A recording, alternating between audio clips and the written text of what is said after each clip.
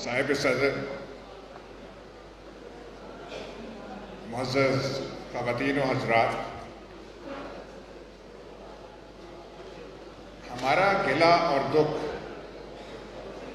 5 جولائی سے ذاتی نوعیت کا ہے۔ یہ جو ہماری جنریشن ہے، جو پارٹیشن کے کچھ ساتھ یا کچھ 1-2 سال بعد اس دنیا میں آئی اور پاکستان کی تاریخ کے ساتھ ہم بڑے ہوئے، 5 جولائی کا جو واقعہ ہوا اس نے ہماری زندگیوں کو تباہ کیا، ہماری زندگیوں کو گھن لگ گیا اور نئی چیزیں آئیں، نئے اقدار انہوں نے جنم لیا، اور پھر ہم وہ ایک پاکستان جو اس 5 جولائی کے منحوس سائے تلے تشکیل پایا اور جو بہت لحاظ سے اب تک قائم ہے، ہماری زندگیاں اس منحوس سائے تلے برباد ہیں۔ لیکن آج جو ہم ہیں، پاکستان کی تاریخ 74 سالہ تاریخ کا یہ مجموعہ ہے۔ اب بار بار اسے دہرانا جو ہے کہ یہ ہوا ضرورت ضرور ہے، لیکن کافی نہیں ہے۔ ہم اس دور میں جی رہے ہیں اور ہمیں یہ دیکھنا ہے کہ آج کے مسائل پاکستان کیا ہیں۔ جو ملک کی حالت ہو چکی ہے، کیا یہ اچھی؟ مطلب ایک اچھے خاصے ملک کو برباد کر کے، شاید اس میں ہمارا بھی حصہ ہو، ہم نے وہ کر کے رکھ دیا۔ ایک ہاتھ میں ایٹم بم ہے، دوسرے ہاتھ میں نہ ٹوٹنے والا کشکول ہے۔ کون سا در ہے، کون سا دروازہ ہے جس کے سامنے ہم وہ کشکول لیے نہیں پھرتے؟ اور معاشی حالت آج ایسی ہے، مقروض تو ہم ہمیشہ سے ہی تھے، لیکن آج قرض کی انتہا، ہمارے حالت کی انتہا وہ پہنچ چکی ہے کہ دکانوں کے دروازے ہمارے منہ کے سامنے بند ہو چکے ہیں۔ تو دیکھنا تو اس صورتحال کو ہے کہ ہم یہاں تک کہاں پہنچے۔ میں نے اس تقریر کا حوالہ بھی یہاں پہ دیا گیا ہے۔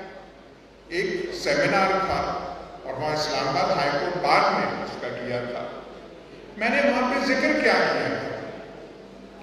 میں نے شروع اس سے کیا تھا کہ بھائی کوئی ہر محکمے کا کوئی ضابطہ ہوتا ہے، کوئی ایکسٹینشنوں کی حد تو آپ مقرر کریں۔ کتنی ایکسٹینشنیں ہونی چاہیے؟ 3 سال، اور وہ اس لیے کہ خود کا کام ہوتا نہیں ہے، لیکن ہر دوسرے کام میں مداخلت کرنی ہے اور اسے خراب کرنا ہے۔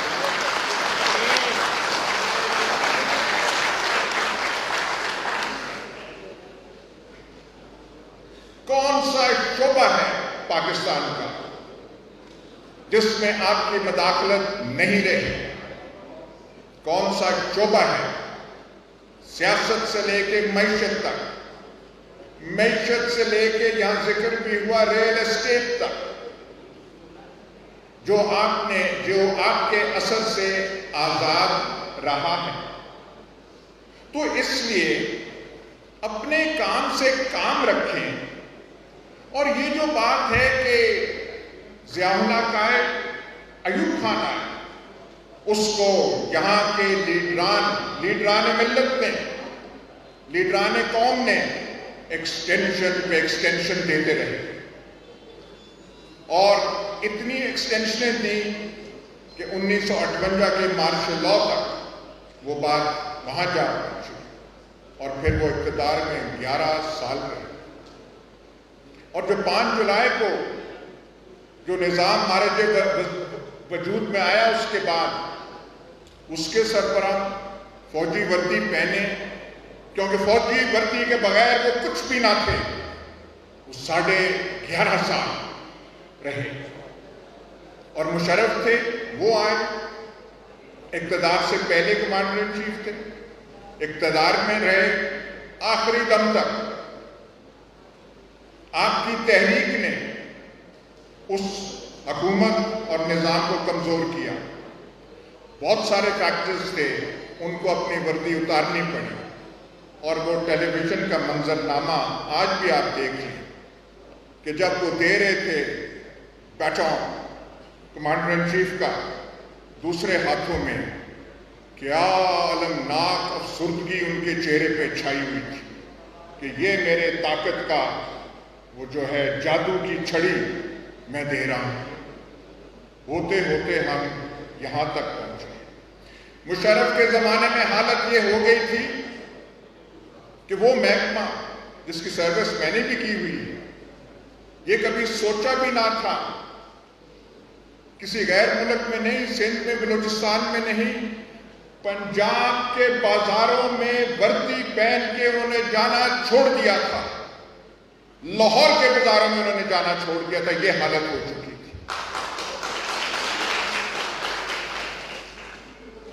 فاٹا ٹرائبل ایریاز ریاست پاکستان کی دسترس سے نکل چکے تھے۔ کراچی پہ تقریباً ایک دوسری آزاد حکومت جس کے آرڈر لندن سے آتے تھے قائم ہو چکے تھے۔ ان ریاستوں کے قیام میں بھی آپ کا حصہ تھا۔ وہ جو کراچی کی ریاست تھی اس کی جماعت کیوں بنائی گئی تھی، اسے تقویت کیوں پہنچائی تھی؟ اس کا اوریجنل ایم تھا کہ نفیسہ شاہ صاحبہ کی پارٹی کو کمزور کرنا ہے، پیپلز پارٹی کو کمزور کرنا ہے۔ ان ہاتھوں نے وہاں پہ کراچی میں وہ سارا کچھ دستور بنایا، اور وہ پھر دستور وہ جو وہاں پہ قائم ہوئے وہ وہاں تک پہنچے کہ پہلے ڈرل مشین کی اصطلاح سیاست کے حوالے سے نہیں سنی تھی۔ انہوں نے پاکستانی سیاست میں جیسے فاٹا والوں نے کلاشنیکوف انٹروڈیوس کر دی، تو کراچی والوں نے وہ بوریاں اور جو ڈرل مشینیں ہیں وہ پاکستانی سیاست میں انٹروڈیوس کی۔ تو پھر رحیم شریف کے زمانے میں جب خود یہ سارے بنائے ہوئے پرابلمز ان کی وجہ سے پانی جو ہے سر سے اوپر جانے لگا، تو پھر فاٹا میں آپریشن ہوا، کراچی میں وہ جو سلطنت ہے اس کے خلاف کارروائی ہوئی، اور پھر فوج کی امیج تب ریہیبلیٹیٹ ہونے لگی، اور لوگوں نے کہا نہیں، دفاع وطن کے لیے یہ کر رہے ہیں۔ اور یہاں پہ نعرے ہم نے سنے بھی لگا کہ کیا کام کر رہا ہے رحیم شریف، لیکن یہ کون سی لت ہے؟ بھائی عزت سے نوکری کریں، سیکنڈ ورلڈ وار میں دوسرے ملکوں میں بڑے بڑے کمانڈرز آئے، بڑی بڑی جنگیں انہوں نے لڑی، پر جو مدت پوری ہوتی تھی تو انہیں گھر بھیجا جاتا تھا اور نیا بلڈ لایا جاتا تھا۔ بھائی آپ کون سے کانکرر آف اسٹالن گراڈ ہیں کہ آپ کہتے ہیں کہ آپ کی منوپلی اس چیز پہ ہونی چاہیے؟ رحیم شریف جیسا آدمی بھی عزت اچھی بھلی کما لی، اور جاتے جاتے ساری عزت اس بات پہ زمین پہ مار دی کہ ترلے کرنے لگ پڑے نواز شریف کے کہ میں فیلڈ مارشل بن رہا ہوں، مجھے ایکسٹینشن ملی ہے۔ ان کے نصاب میں تو پہلا چیپٹر ایکسٹینشن ہونا چاہیے۔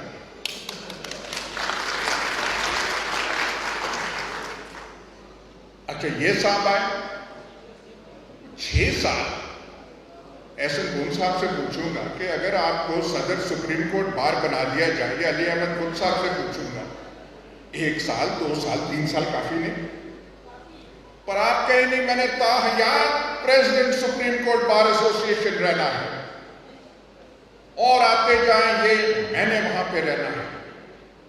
میں نے وہاں پہ صرف بات کی تھی کہ ایکسٹینشن نہیں، اور میں نے عمران خان کو مخاطب ہو کے کیا، بھائی آپ سے توقع تھی کہ آپ کم از کم اس تماشے میں نہیں پڑیں گے۔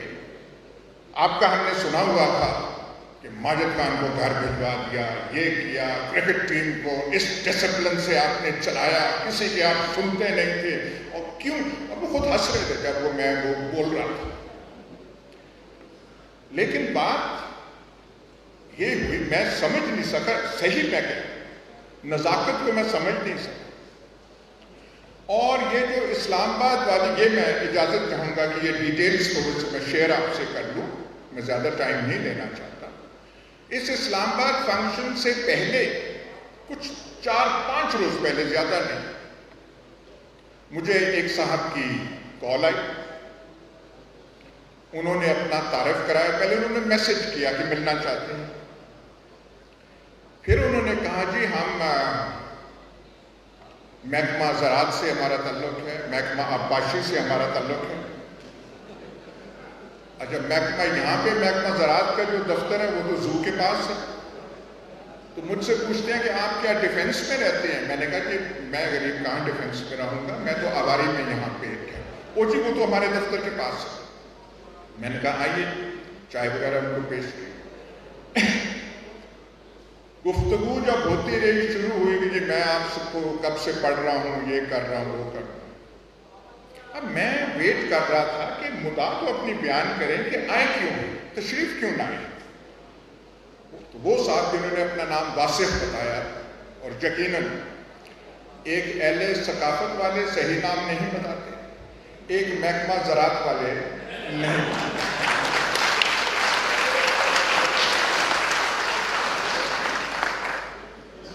تو کہتے ہیں، اور ان الفاظ سے، ان میں کوئی ایڈ نہیں کرتا، کہتے ہیں سر آپ سے ایک بات کہنی ہے، ریکویسٹ نہیں کرنی، آپ سے ایک بات کہنی ہے۔ میں نے کہا فرمائیے۔ سر ہاتھ اپنا ہولا رکھا کریں۔ میں نے کہا کس پہ ہاتھ ہولا رکھے؟ وہ ان پہ۔ میں نے کہا کس پہ؟ آخر انہوں نے باجوہ صاحب کا نام لے لیا۔ میں نے کہا بھی ہمارا باجوہ صاحب سے کیا تعلق ہے؟ ہم اپنا لکھتے ہیں، بولتے ہیں، تو پروگرام ٹی وی میں کر دیتے ہیں، ڈائریکٹ نام تک نہیں کبھی لیا۔ یہاں بھی نام لے رہے ہیں کیونکہ آپ کی فوج یہاں پہ بیٹھی ہوئی ہے، تو ہم لے رہے ہیں۔ اور پھر میں نے یہ کہا، میں نے کہا ناصر میں سمجھ نہیں آئی، ان کے سروس میں کیریئر میں 4 مہینے رہ گئے ہیں، 4 مہینے کریں اور مطلب گھر جانا چاہیں؟ نہیں سر آپ کو سمجھتے نہیں ہیں، وہ بڑے اچھے کام کر رہے ہیں۔ میرا ایک دفعہ پہلے ایکسپیرینس ایسے ہو چکا تھا، جب ایڈمرل منصور الحق نیوی کے CNC تھے، تو ان کے PRO میرے پاس آئے کہ سر وہ ذرا دیکھا کرے ایڈمرل منصور الحق۔ یہ وہی ایڈمرل صاحب تھے جن پہ بعد میں کرپشن پہ کیس لگا، نیب میں گئے، پلی بارگن کر کے آج کل امریکہ میں بیٹھے۔ تو جب انہوں نے کہا کہ بڑے اچھے کام کیے ہیں، تو مجھے وہ واقعہ ایڈمرل صاحب کا یاد آیا۔ میں نے کہا جی دیکھیں ہمارا اس سے کوئی تعلق نہیں ہے، آپ کریں، آپ کا پورا مشینری ہے، ISPR ہے، وہ امیج بلڈنگ کو کر سکتے ہیں۔ صاحب چلے گئے۔ 2 دن یا 3 دن بعد اسلام آباد کا واقعہ ہوا۔ میں میریٹ میں ابھی تک لابی میں تھا تقریر کر کے، جب انسان کا میسج آیا تو سر پھر آپ نے میری بات نہیں مانی۔ اچھا اس وقت اتنے کالز آ رہے تھے کہ میں کوئی جواب اسے نہ دے سکا، اور مجھے ٹون اس میسج کی اچھی نہ لگی۔ 1 گھنٹے بعد البتہ انسان کا دوبارہ میسج آیا کہ نہیں سر میں نے پوری اسپیچ سنی ہے اور بڑی بیلنسڈ اور کنسٹرکٹیو ہے، اور یہ ہے۔ یہ جو بٹوا ہوا، ہمارے فونز اٹھا لیے گئے تھے، بٹوا وغیرہ چلا گیا تھا۔ 2 دن کے وقفے کے بعد ہم نے نیا فون لیا، وہی سم دوبارہ نکالی، اور فوراً میرا بیٹا جو ساقی صاحب کے پیچھے بیٹھا ہوا ہے، میں نے کہا کہ یار وہ نمبر نکالو اس کا، وہ چیٹ نکالو۔ فون میں ہر چیز سم میں موجود تھی سوائے ان صاحب کا نمبر اور وہ جو 3 میسیجز انہوں نے مجھے کیے تھے۔ بات یہ ہے کہ آپ یہاں پہ اس ملک کے ساتھ کرنا کیا چاہتے ہیں؟ What do you want؟ کھلواڑ ہر چیز کی بن چکی ہے، کچھ اس سے نہیں۔ ہماری فوج ویسٹرن بارڈر پہ ڈپلائڈ ہے، ایسٹرن بارڈر پہ ڈپلائڈ ہے، بلوچستان میں ڈپلائڈ ہے۔ جوان مر رہے ہیں، شہید ہو رہے ہیں۔ Young officers, N C Os, J C Os, lieutenants, captains, majors گولیاں یہاں کھا رہے ہیں۔ وہ کس لیے کھا رہے ہیں؟ چکوال جو میرا ضلع ہے، میں بلا مبالغہ آپ سے کہہ رہا ہوں، کوئی قبرستان پورے ضلع میں نہیں ہے جس میں اس جنگ کے شہیدوں کی قبر نہیں ہے۔ پورے ضلع میں، ہر گاؤں میں۔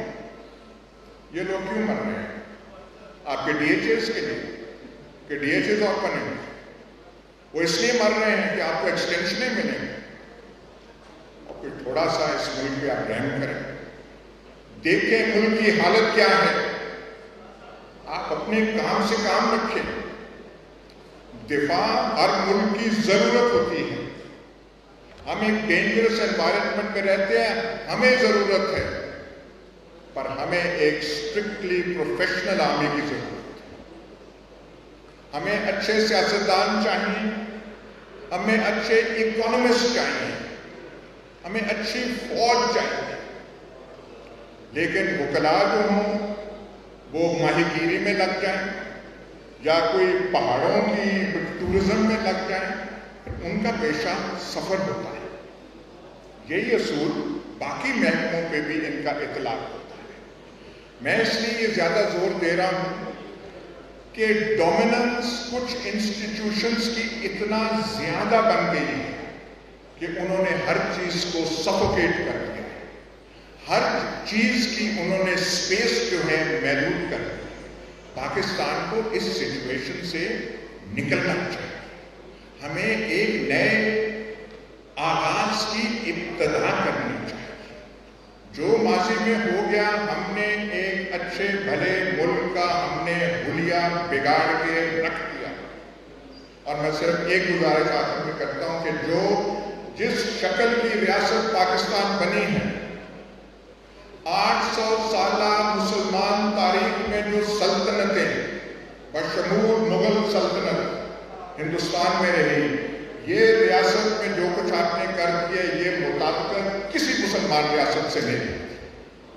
یہ جو انٹالرنس، اتنے محدود ذہن، کلوز تھنکنگ جو یہاں پہ ہم نے پیدا کر دی ہے، کوئی مسلم سلطنت اس کی ایسی نہ تھی۔ انلائٹنڈ، ٹالرنٹ، انہوں نے ہر طبقے کو ہندوستان میں چلانا تھا۔ خود باہر سے آئے تھے لیکن یہاں کے رہنے والوں کو بھی شامل کرنا تھا۔ ان کی اپروچ بالکل اور تھی۔ ایسی نظیر کی حکومت بہرحال بنا پاکستان اس لیے تھا کہ کوئی تھوڑی کھلی فضا قائداعظم کے لیے، وہ جو آپ نے کسی کو تنگ کرنا ہو ایک طبقہ فکر کو، ان کو قائد اعظم کی 11 اگست والی تقریر سنا دیں، آگ بگولا ہو جائے۔ میں آپ کا بہت مشکور ہوں کہ آپ نے یہاں پہ آنے کی دعوت دی اور کچھ چند آپ سے گزارشات کر لی۔ ایسی محفلیں آپ سجاتے رہیں، یہ آوازیں نکلتی رہیں، اور یہی امید ہے کہ کہیں تو کوئی رنگ لائے گا، کوئی تو رنگ آئے گا۔ ہم تو آپ عمر کے آخری حصے میں ہیں، لیکن یہ آرزو اب بھی ہے، دل میں تھوڑی سی بھڑکتی ہے، تھوڑا سا مختلف پاکستان تو ہم دیکھیں۔